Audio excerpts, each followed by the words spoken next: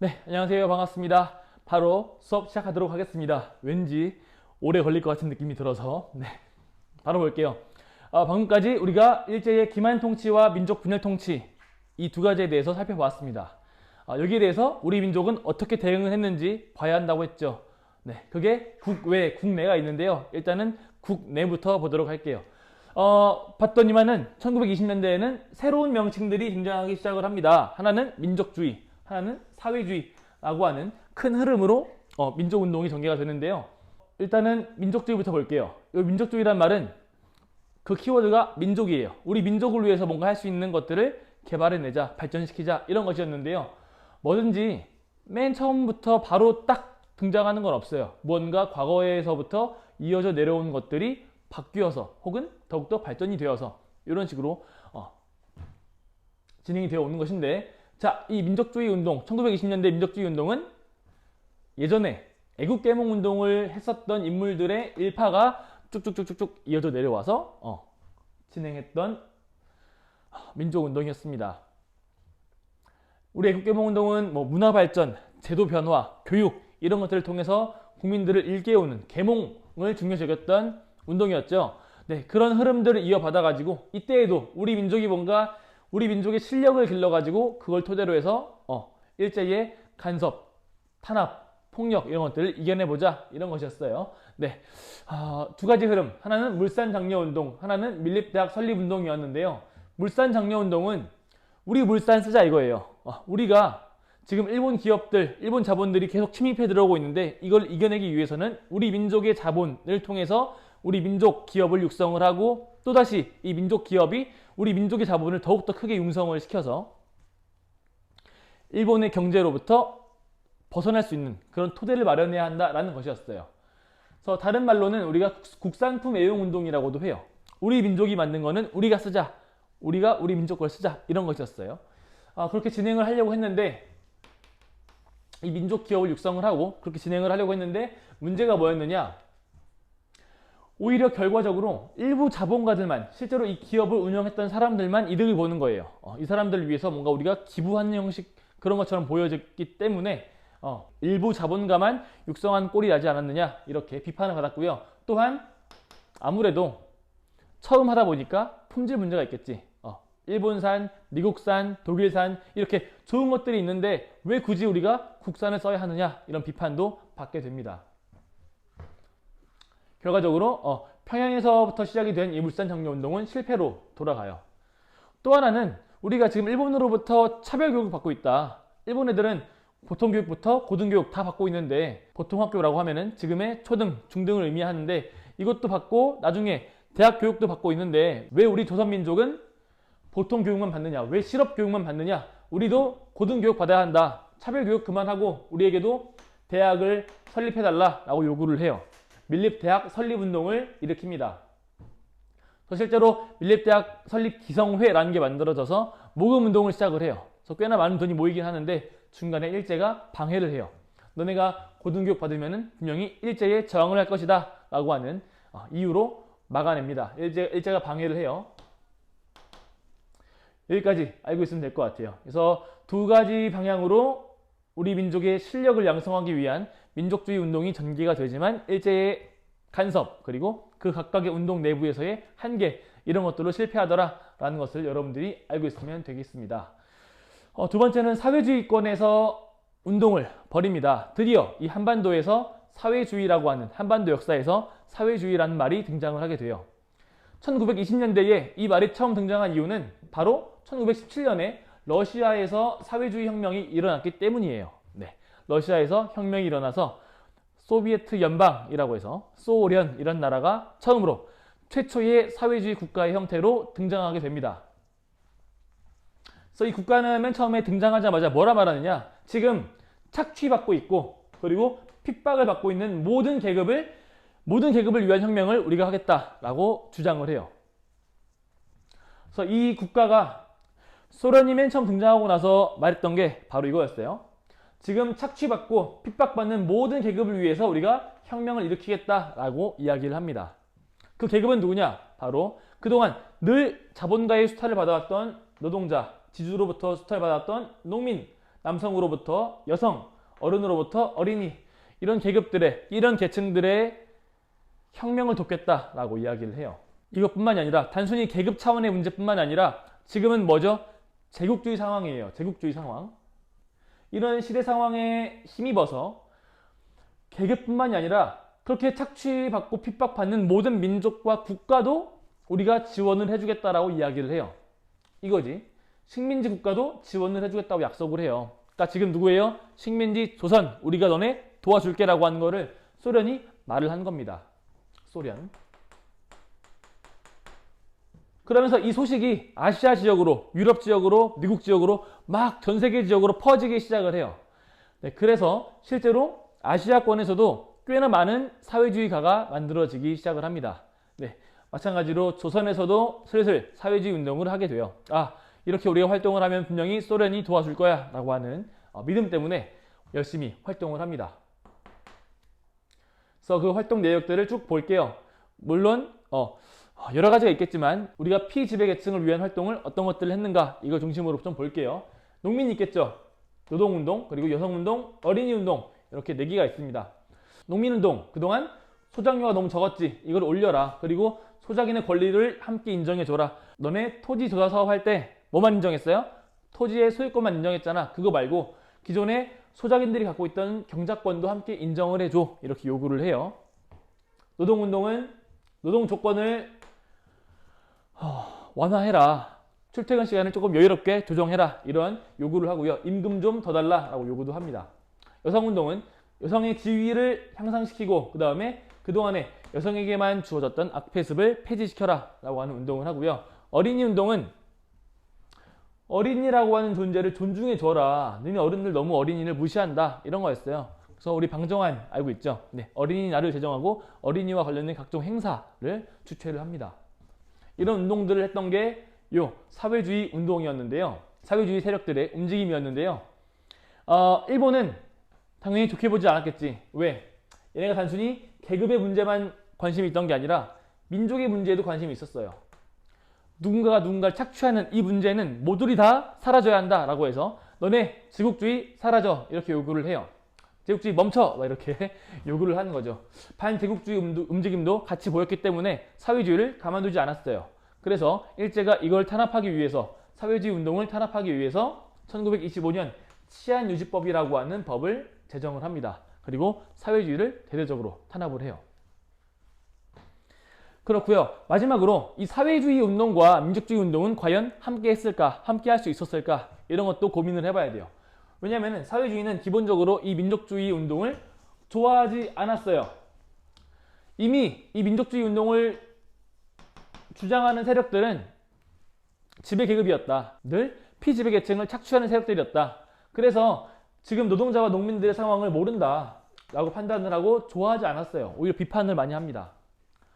구체적으로 국산품 애용운동에 대해서 어떻게 비판을 하느냐, 이 물산장려 운동에 대해서 어떻게 비판을 하느냐, 이 노동자와 농민들은 애초부터 늘 항상 국산품을 애용했던 사람들이다. 이 사람들은 늘 돈이 없었기 때문에 서로 자기들끼리 물건을 만들고 서로 교환해서 써왔다.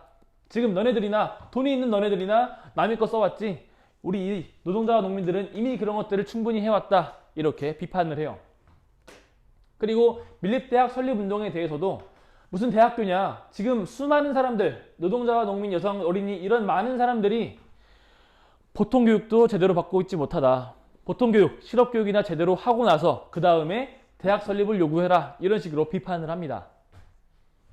그래서 이 둘의 연대는 잘 이루어지지 못해요. 실제로 민족주의도 사회주의를 욕하면서 너넨 너무 계급 문제에만 관심이 있어, 민족 문제에도 관심을 가져, 이렇게 비판을 하기도 해요. 실제로 사회주의의 초반 모습은 너무 계급 투쟁에만 관심이 있어가지고요, 이 민족끼리의 연합에 대해서는 그렇게 크게 고려하지 않아요. 오히려 방향을 조금 잃은 걸 수도 있겠죠. 지금 최우선의 과제는 뭐겠어요? 일본으로부터 벗어나는 거잖아요. 네, 그 부분을 초기 사회주의는 좀 벗어났었어요. 계급 투쟁에만 몰두해서 오히려 같은 민족끼리도 서로 칼을 들이미는 그런 모습을 보이기도 했습니다. 아무튼 이런 상황에서 이제 연대를 하는 계기가 마련이 되기 시작을 해요.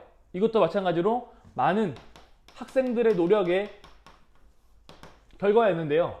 1926년 60만세 운동이 바로 그 첫 단추였습니다. 처음으로 사회주의와 민족주의 계열이 함께 준비를 해요. 사회주의, 민족주의, 함께 준비를 합니다. 일부 세력들이 같이 연대를 해요. 그래서 배경은 순종이 죽어요. 그래서 순종의 인산인을 기점으로 해서 장례식을 치를 때 그때 우리가 만세운동을 일으키자. 고종 때 그랬던 것처럼 우리도 순종 때 지금 만세운동을 일으켜서 이번에는 성공하자 이런 거였어요. 다만 이제는 일본이 3.1운동을 한번 경험했기 때문에 쉽게 당하지 않습니다. 이번에는 사전에 발각이 돼서 금방 해산이 돼요. 다만 이때 의라고 한다면은 학생들이 조금 더 자신들의 역량을 깨닫게 돼요. 우리가 뭔가 노력을 하면은 이렇게 흩어져 있던 민족의 역량을 합칠 수 있구나. 그리고 우리가 굉장히 뭔가 역사의 주체로서 활동할 수 있구나라는 것을 깨닫게 돼요.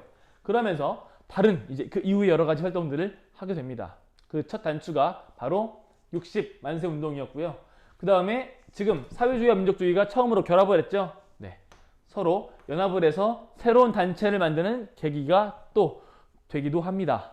그래서 60만세 운동은 그 과정보다는 결과, 의에 대해서 알고 있으면 되겠습니다. 실제로 이때 이후에 1927년 이후에 이 학생들은 독서회나 비밀 조직인 성진회 이런 것들을 만들면서 자기들끼리 뭉치기 시작을 해요. 뭔가 계기가 있으면은 바로 튀어나올 수 있도록 준비를 하는 거지. 그게 바로 1929년 광주 학생 항일운동이었어요. 어느 지역에서? 광주에서 누가 학생이 무엇을 항일운동을 한 것입니다.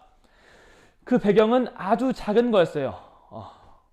조선과 일본의 학생 간에 다툼이 일어나 일본 남학생이 조선의 여학생을 성희롱한 사건이 벌어지는데 여기에 대해서 조선인 남학생이 저지하다가 갈등이 발생을 해요. 근데 일본 경찰은 오히려 일본인 학생을 두둔하는 모습을 보입니다. 여기에 화가 나서 독서회와 성진회가 활동을 해서 뭔가 이 사건을 확대시킵니다. 차별교육 금지 그리고 식민철폐 이 두 가지를 내걸면서 확대를 시켜요. 자, 그 과정에 어떤 단체가 도움을 주느냐? 바로 아까 언급했던 이 사회주의와 민족주의 간의 연합으로 인해 탄생한 한 단체가 도움을 줘요. 이 광주에서 일어난 작은 사건이 전국으로 퍼질 수 있도록 도움을 줍니다. 그게 바로 신간회라는 조직이었어요. 이름이 어디 들어본 것 같지 않니 얘들아? 신민회 요거 있었는데 헷갈리면 안 됩니다. 신민회는 1907년 공화정과 비밀결사의 형태로 만들어진 애국개몽운동 단체였고요. 여기 신간회는 1927년 민족주의와 사회주의 간의 연합으로 인해 만들어진 단체였습니다. 구분을 해야 합니다. 아마 고등학교 올라가면은 민족 유일당 운동이라고 해서 우리 민족이 유일당 하나로 뭉치자라고 하는 그 흐름 속에서 만들어진 단체가 신간회 이렇게 표현이 되어 있을 겁니다. 그래서 이 신간회가 함께 이 광주학생 항일운동에 참여하게 됐는데요. 일단 이 신간회라는 단체의 활동을 조금만 보고 나서 나머지 마저 보도록 할게요.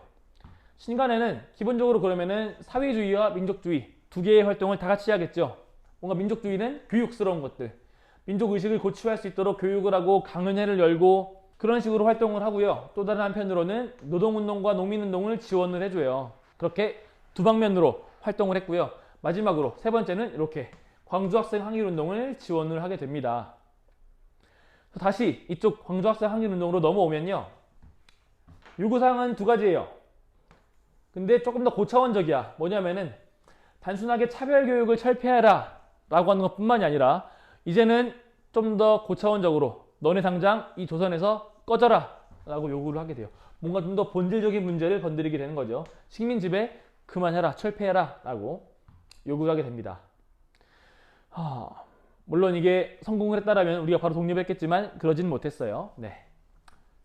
성공하지 못했지만 의는 있죠. 바로 3.1운동 이후에 최대의 민족운동이라고 우리가 평가를 해요. 60만세 운동은 실패했기 때문에 그렇게까지 못했지만 광주학생 항일운동은 광주에서 시작을 해서 전국으로 확산이 됩니다. 그러면서 3.1운동에 버금가는 그런 형태의 민족운동이었어요. 그런 의의가 있다는 정도 알고 계시고요. 다시 신간회로 넘어와서 이 신간회가 실제로 광주학생 항일운동이 전국으로 퍼질 수 있도록 도움을 주는데 이게 실패하고 나서 신간회도 꽤나 타격을 입어요. 이 배후에 광주학생 항일운동의 배후에 신간회가 있다라고 하는 것을 일제가 깨닫고 굉장히 탄압을 하기 시작을 합니다.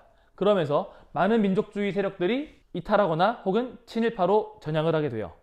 그래서 1931년에 내부 갈등을 겪다가 결과적으로 해산을 합니다. 이렇게 되면은 광주학생 항일운동과 신간회에 대해서 얼추 정리가 된 것 같습니다. 정리하기 전에 마지막으로 방금